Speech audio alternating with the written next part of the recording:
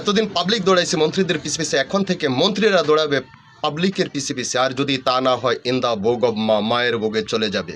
এতদিন সচিবালয়ের আমলা কামলাদের ঘুম ভাঙতো সকাল 9টায়, এখন থেকে ঘুম ভাঙতে হবে সকাল 7টায়। কারণ প্রিয় প্রধানমন্ত্রী সকাল 9টায় অফিসে আসবে, তার জানা আছে সে কয়টায় অফিসে যাইতে হবে। অনেক সময় অনেক মন্ত্রিসভার লোকেরা প্যান্ট এবং শার্ট ঠিকমতো পিন্ধার সুযোগ নেই, কারণ পুরানো অভ্যাস ভুলতে একটু সময় লাগবে। কিন্তু সেটাকেও যেন তারেক রহমান আঙ্গুল দিয়ে দেখিয়ে দিতেছে যে কয়টার সময় ঘুম ভাঙলে কয়টার সময় অফিসে আসে, সারের আগে অফিসে ঢুকতে হবে, সেটাই যেন বুঝিয়ে দিচ্ছে বারবার। দ্রব্যমূল্যের দাম কমানো থেকে সকল বিষয়ে নজর রেখেছে বাংলাদেশের প্রধানমন্ত্রী তারেক রহমান। আর এই গতি যদি চলতে থাকে, আগামী দিন তাকে সবাই স্মরণে রাখবে ইনশাআল্লাহ। তবে সুখ চাইতে যেটা বেশি আমাদের জরুরি, সেটা হলো সন্ত্রাস, চাঁদাবাজি, ছিনতাই, এগুলো থেকে যদি বাংলাদেশের মানুষকে একটু মুক্তি দিতে পারে, তার নাম স্বর্ণের অক্ষরে বাংলার জমিনে লেখা থাকবে।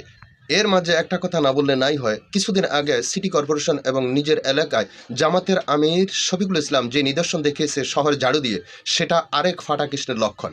দুইটা ফাটাকৃষ্ণ যদি বাংলার জমিনে থাকে, বাংলাদেশের মানুষ কখনো এলোমেলো হতে পারবে না, দেশ উন্নত হবে নিশ্চিত, সেটা বোঝা যাচ্ছে ইনশাআল্লাহ।